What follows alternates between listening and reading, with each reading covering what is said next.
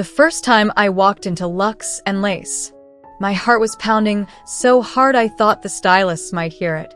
The salon was all soft pastels and gold accents, with plush chairs and the faint scent of lavender in the air. I had never been in a place like this before, not as a client anyway. I'd spent my whole life on the other side of the mirror, watching women get their hair curled, their nails painted, their faces transformed. But today, for the first time, I wasn't just an observer. Today, I was here for me. It had started with a joke, one of those nervous, half-serious comments you make when you're testing the waters. My girlfriend, Jenna, had been doing her makeup in the bathroom, and I'd lingered in the doorway, watching the way her fingers moved with such confidence. "You'd look amazing in eyeliner," she'd said, catching my reflection in the mirror. I'd laughed it off, but something inside me had cracked open. A week later, we were tipsy on cheap wine, and she'd pulled out an old wig from a Halloween costume. "Just for fun," she'd said, and before I could protest, she was brushing my hair back, securing the long, chestnut waves in place. The moment I looked in the mirror, everything shifted. The person staring back wasn't the man I'd always seen. It was someone else, someone I recognized in a way I couldn't explain. Jenna had seen it too. The next morning, she didn't tease me. Instead, she'd squeezed my hand and said, "If you ever want to try more, just say the word." And now, here we were. The stylist, a woman named Mira with a sleek blonde bob and sharp winged liner, greeted us with a warm smile. Jenna had booked the appointment under her name, but Mira didn't bat an eye when she gestured to me and said, "She's the one getting the full treatment today." I expected hesitation, judgment, but Mira just nodded and led me to a chair. "We're going to make you feel amazing," she said, and something in her tone made me believe her. The next few hours were a blur of sensations. The cool swipe of makeup remover on my stubbled cheeks, the gentle tug of wax strips along my brows, the rhythmic snip of scissors as Mira shaped my hair into something softer, more feminine. Jenna sat beside me the whole time, grinning whenever our eyes met in the mirror. Then came the makeup. Myra's fingers were deft, blending foundation, dusting blush, tracing my lips with a shade of rose that made them look fuller, softer. When she finally spun the chair around to face the mirror, I barely recognized myself. My features were the same, but everything about them had shifted, softer angles, brighter eyes, lips that looked made for smiling. The wig Jenna had bought me was gone, replaced by my own hair, now styled in loose waves that brushed my shoulders. Jenna's breath caught. Wow. I couldn't speak. For the first time, the reflection felt right. Mira handed me a dress, a simple, flowy thing in pale blue that Jenna had picked out. I changed in the back room, my fingers trembling as I zipped it up. When I stepped out, Jenna's eyes glistened. She reached for my hand, lacing our fingers together. "You're beautiful," she whispered. I believed her. We left the salon with my old clothes stuffed in a bag, my nails painted a delicate pearl, my steps lighter than they'd ever been. Strangers on the street didn't give me a second glance, just another woman out with her girlfriend. That night, Jenna took me dancing.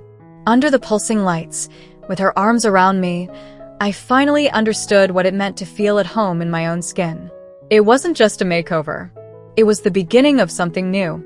The days that followed were like living in a dream, one where the colors were brighter, the air lighter, and every glance in the mirror brought a quiet thrill instead of the usual unease. Jenna had always been beautiful, but now, walking beside her, I felt like I belonged there. Not as her boyfriend, but as her. The first time I dressed on my own, I nearly chickened out. Standing in front of the closet, I hesitated, fingers brushing against the soft fabric of the blouse Jenna had bought me. What if I looked ridiculous? What if I couldn't pull it off without her guiding hands? But then I remembered the way Mira had smiled at me in the salon, the way strangers hadn't even blinked when they saw me. So I took a breath, slipped into the clothes, and did my makeup the way Mira had taught me. Slow, careful strokes, building up the confidence with every layer. When I finally looked in the mirror, I didn't see a man playing dress up. I saw me. Jenna came home from work that evening to find me curled up on the couch in a sundress, my hair loose around my shoulders.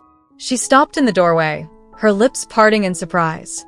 Then, without a word, she crossed the room and kissed me, slow and deep. "You're glowing," she murmured against my lips. I was. We fell into a new rhythm. Weekends were for thrift store trips, digging through racks for skirts and blouses that made my heart race. Evenings were for experimenting, Jenna teaching me how to walk in heels without wobbling, how to shape my brows just right, how to twist my hair into a messy bun that looked effortlessly chic. Every little thing felt like a revelation. But the real test came when we decided to go out, really out. Not just a quiet dinner or a nighttime stroll, but a crowded bar where Jenna's friends would be. People who had known me before. I almost backed out a dozen times. What if they laughed? What if they could tell? What if everything fell apart the second someone recognized me? Jenna squeezed my hand. "You don't have to," she said. "But if you want to, I'll be right there." I wanted to. So that night, I wore the little black dress we'd picked out together, the one that hugged my curves in a way that still felt surreal. Jenna did my makeup, her touch steady, her smile reassuring. "Perfect," she whispered, brushing a final coat of mascara over my lashes. The bar was loud, pulsing with music and laughter. Jenna's friends were already there, clustered around a table. My stomach twisted as we approached, but before I could panic, Jenna laced her fingers through mine and pulled me forward. "Everyone, this is Ella," she said, her voice bright and confident. No hesitation. No awkward explanation. Just Ella. For a heartbeat, there was silence. Then one of her friends, Lena, a girl with a sharp grin and pink-streaked hair, leaned forward. "Damn, girl. Where have you been hiding?" she said, raising her glass. "You're stunning." The others chimed in, compliments blending together, and just like that, I wasn't an imposter. I was one of them. The night passed in a blur of laughter and dancing, Jenna's hand never leaving mine for long. At one point, I caught my reflection in the bar's mirror. Cheeks flushed, lips glossy, hair tousled from dancing, and for the first time in my life, I didn't just like what I saw. I loved it. Later, as we walked home under the streetlights, Jenna turned to me, her eyes shining. "So," she said, her voice soft, "do you want to keep being Ella?" I didn't even have to think. "Yes." She grinned, pulling me into a kiss. "Good." And just like that, the future opened up, bright and endless and finally mine. The months unfolded like petals, slow, deliberate, achingly beautiful. Ella wasn't just a name whispered in secret anymore. It was me, fully and unapologetically. Jenna helped me update my wardrobe, purging the old clothes that no longer fit who I was becoming, replacing them with soft fabrics and delicate cuts that made my heart sing. Every morning felt like a small rebellion as I chose my outfits, applied my makeup, stepped into the world as my truest self. Work was the last frontier. I'd spent years in a corporate office where professionalism meant stiff suits and close-cropped hair, where any deviation from the norm was met with raised eyebrows. The thought of walking in as Ella made my hand shake. But Jenna, ever my anchor, refused to let me hide. "You don't have to do it all at once," she said one evening, tracing idle patterns on my knee as we sat on the couch. "Start small. A hint of eyeliner. A touch of gloss. See how it feels." So I did. The first day, I wore a neutral tone lip balm, something barely noticeable. The next, a thin line of charcoal liner, subtle, but enough to make my eyes pop. No one said a word, or if they noticed, they didn't care. Then came the day I wore a blouse, soft lavender, slightly sheer, with a delicate bow at the collar. I paired it with slacks that hugged my hips, my hair styled in loose waves. My reflection in the office elevator looked like a stranger, and yet, finally, like me. The reactions were mixed. A few coworkers blinked, their eyes lingering a beat too long. One older colleague, Mark from accounting, frowned as he passed me in the hall. But Sarah from HR stopped me at the coffee machine, her smile warm. "Love the top," she said. "That color looks amazing on you." It was such a small thing, but it felt like a lifeline. By the time I fully came out at work, sending the carefully drafted email, updating my name in the system, Introducing myself as Ella in meetings, it was almost anticlimactic. Most people just nodded and moved on. A few apologized for not realizing sooner. Only one person made a snide comment under his breath, and he was swiftly reprimanded. The world kept turning, and I was still here. At home, Jenna and I settled into a new normal. Nights curled up with face masks and rom-coms, mornings spent debating which earrings went best with my outfit. We painted the bedroom walls a soft blush pink, bought a vanity with a trifold mirror where I could practice my makeup. Sometimes, when I caught Jenna watching me, her gaze soft, her lips curved in that secret smile, I'd feel a rush of gratitude so fierce it stole my breath. She'd given me more than just a makeover. She'd given me permission to exist. One evening, as we sat on the balcony sharing a bottle of wine, Jenna reached over and tucked a strand of hair behind my ear. "You're happy," she said, like it was a revelation. I thought of the salon, that first terrifying step through the door. The way my reflection had shifted, the way everything after had too. "Yeah," I said, leaning into her touch. "I really am." And for the first time in my life, it was the simplest truth in the world. The seasons changed, and with them, so did I. What had begun as tentative experiments, a swipe of lipstick here, a borrowed dress there, blossomed into something deeper, more permanent. Ella wasn't just a persona anymore. She was me, in every sense of the word.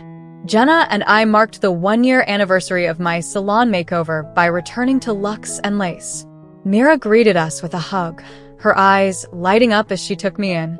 "Look at you," she said, her voice warm with pride.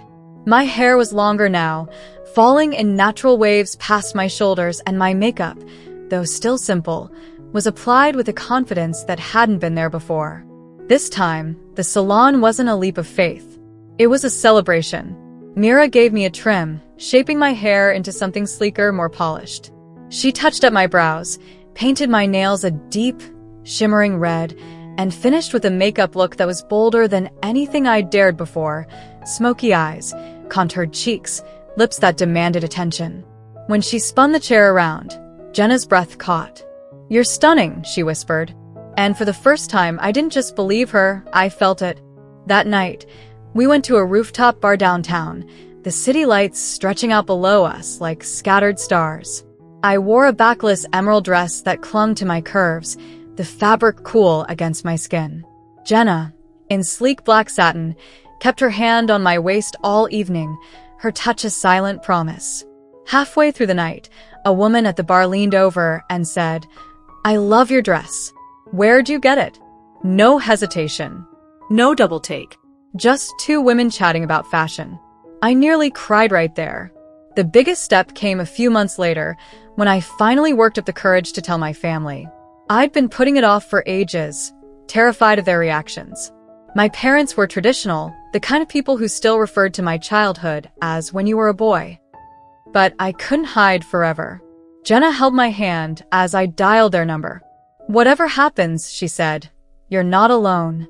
My mom answered on the third ring. It wasn't perfect. There were tears, long silences, questions I didn't know how to answer. But when I finally said, "I'm happier now than I've ever been," my mom's voice softened. "Then that's all that matters," she said. It wasn't acceptance, not yet, but it was a start. By the time spring rolled around again, my life had settled into a rhythm I never could have imagined a year earlier. I'd started hormone therapy, my body slowly aligning with the woman I'd always been inside. The changes were subtle but profound: softer skin, curves where there had been angles, a lightness in my step that hadn't been there before. Jenna traced the new contours of my hips one night, her fingers gentle. "You're even more beautiful now," she murmured. I kissed her, pouring all my gratitude into it. The ending wasn't some grand finale. It was quiet, ordinary, perfect. A Sunday morning in our sunlit kitchen, me in an oversized sweater and leggings, Jenna in her pajamas, both of us laughing over burnt pancakes. The radio played some cheesy love song, and Jenna pulled me into a slow dance, her chin resting on my shoulder. "You know," she said, "I think this is my favorite version of you." I knew what she meant. Not because I looked different, but because I was finally here. No masks, no pretending, just me. I rested my forehead against hers. "Thank you," I whispered. She smiled. "For what?" "For seeing me before I could see myself." And in that moment, with the sunlight streaming in and Jenna's arms around me, I realized this wasn't an ending at all. It was the beginning of everything. That summer, Jenna and I took our first vacation as our true selves, a week at a beachside resort where no one knew us as anything other than two women in love. I packed sundresses that fluttered in the salt breeze, wide-brimmed hats, and a daring red bikini I'd never have imagined wearing a year prior. The first time I stepped onto the sand in it, my hands instinctively moved to cover myself before I stopped, breathed, and let them fall. Jenna squeezed my fingers and whispered, "You look incredible." And for once, the stares from strangers didn't make me shrink.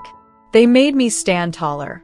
One afternoon, as we floated together in the turquoise waves, Jenna suddenly went still. "What?" I asked, blinking salt water from my lashes. She just smiled that secret smile and pointed to my chest where the hormones had softened my silhouette enough that my bikini top fit properly now. The fabric filled out in a way that made my breath catch. We laughed until we swallowed seawater, giddy with this tiny, monumental change. Our last night there, we dressed up for the resort's seaside restaurant, Jenna in a flowing white halter dress, me in a strappy lavender number that made my tan glow. The waiter called us ladies, without a second thought, and brought us champagne for the beautiful couple. As the sun melted into the horizon, painting the sky in sherbet hues, Jenna reached across the table and slid a small velvet box toward me. My heart stopped.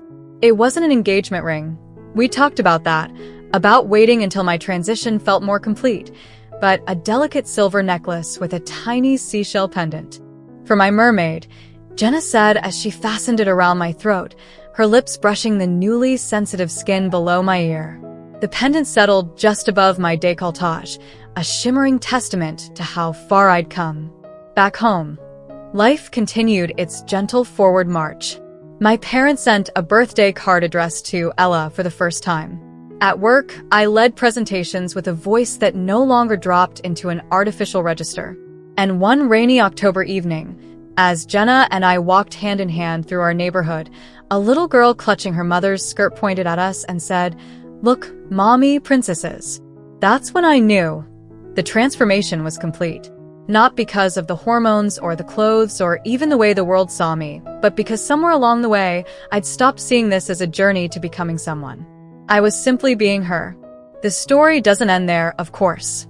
There will be more firsts. My first holiday as Ella with my entire family, the eventual day when Jenna does slide a ring onto my finger, the quiet, ordinary moments that make up a lifetime. But as I sit here now, writing this with freshly manicured nails tapping the keyboard, Jenna humming off-key in the kitchen as she burns yet another batch of cookies, I realize something. The makeover wasn't just at the salon that day. It happens every morning when I choose myself. Every time Jenna kisses me without hesitation. Every moment I exist unapologetically in this skin.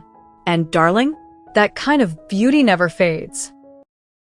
Thank you so much for watching till now. It means the world to have you here. This community is all about empowering each other and celebrating the incredible journeys of everyone on their path to living authentically. If you're ever feeling lost or alone, remember you have a whole family here for you. Hit that subscribe button. Smash that like button. And let's keep inspiring each other, sending you all the love and strength in the world. Until next time, live your life by your rules.